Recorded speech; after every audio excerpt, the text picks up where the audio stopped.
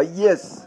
yadde nakukyawa naye nga kulika webale kuba nti okola webale butanswaza x oli muntu mulamu oli wa kitiibwa oli wa kitiibwa buli kaseera Teyejjusa kuba nti nakudetingako okubeera kuno omusajja nga gwali romantic bwotyo Eddy webale kuba nti otuuka kukula bye batuseeko Uganda eri proud of you. Wano nno ani abyogera Lydia Jazmine yavuddeyo n'agamba Kenzo webale kubyenda kubikola webale kubituukako webale kufuuka muntu wanjawulo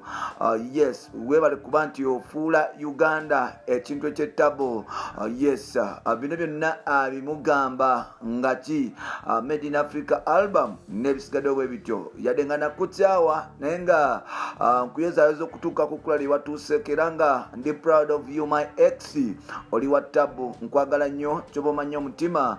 gukyali gyoli yonna eyo yes mpola mpola tukaniriza ku mukutu gwaffe omugazi okumanyikiddwa nga Uganda Mukamooli amanya n'eddoboozi bampita Ntambi Jimso Richboy Maxudi Junior webule kwati otambula naffe ebbanga lyonna ng'omupya nno eyakajja wano ngenda kusaba osobola okuba nti osubscribinga Team Kenzo mugamba mutya Lydia Jazmine mugamba mutya Team Rema mugamba mutya yes Team J Chameleon happy birthday J Chameleon n'abasigaddewo mwenna mwebule kwati mutambula naffe tubagala nnyo ffenna tukimanya kigenda mu maaso mu ggwanga nti Kenzo yagenze mu maaso n'okuba nti akola ebyafaayo ebirala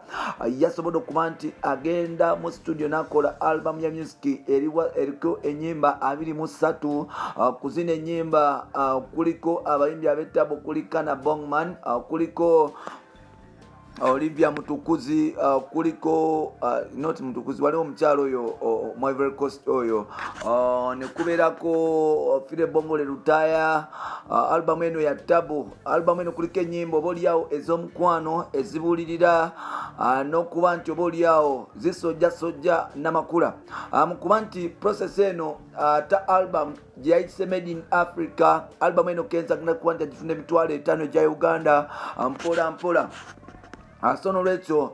gwalina ekyetano osobola okuba nti ogenda owagira Kenzo eyo si ensonga lwaki yakoze album si ensonga lwaki yagitunze olunaku lwaleero Lydia Jazmine yavuddeyo n'agamba ebigambo bino wamanga yes oli musajja ow'ekitiibwa oli musajja ow'ettabu oli musajja ensi yonna gwekkiririzaamu ndi musanyufu nnyo okuba nti buli kaseera togwamu maanyi wabula oyongera kusindika kutuuka ku bintu birala nakutuuka ku ddaala ddala ndina essanyu olw'okuba nti gwe mu bantu bonna wasalawo okubeera nange era nina essanyu nti oli mukwano gwange oli kyali wange nfanfe gye nkoma okuba nti nkusemberera n'okuba nti nkulaba gye nkoma okulaba ebirungi obukulimu nkimanyi bulungi tekikyasobola kukwatagana mu nsonga za mukwano naye ate tekingana kuba nti nkuyozayoza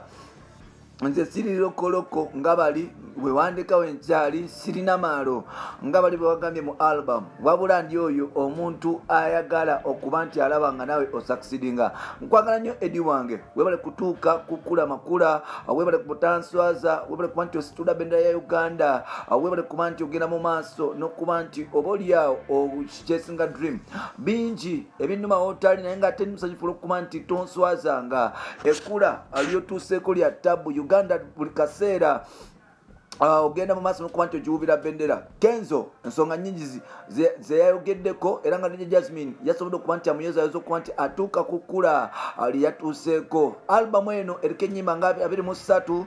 kuliko abayimbi ab'ettabu bangi ababadde ku albamu eno naye olowooza lwaki Lydia Jazmine yasazeewo okuba nti ayozayoza Kenzo mu mukwano gw'ekitalo yes Lydia y'omu ku bakyala abalina ku mpisa era nga Lydia oba oliawo omutima gukyamukubira ewa Kenzo yadde nga ye amawulire gagamba nti Lydia yamukyawa era naye mukuba nti ayogera gamba yadde nakukyawa naye nkuyozayoza okuba nti watuuka kukula oba watuuse kukula eryo era nga nkusabira birungi byerere muntu wange oli wamanyi oli wanjawulo oli wa kitiibwa oli wa muwendo kyova olaba ne Uganda egenda mu maaso n'okuba nti ekukkirizaamu tewali kigenda kuba nti kikustopinga kukola bintu byanjawulo era nga oli lolomodo w'abangi album release eno yes yalese abantu okumanya abagala Kenzo oba oliawo n'abatamupenda sana bulungi mpola mpola naye ng'ate kigwanga byebyo ebifa ewa Lydia yes mpola mpola wamagwe kibuuzo kyengenda okulekera osobola kwagaliza x we birungi oba nedda osobola kwagaliza x we birungi oba nedda genda maaso ng'otubuwa opinion yo wansi awo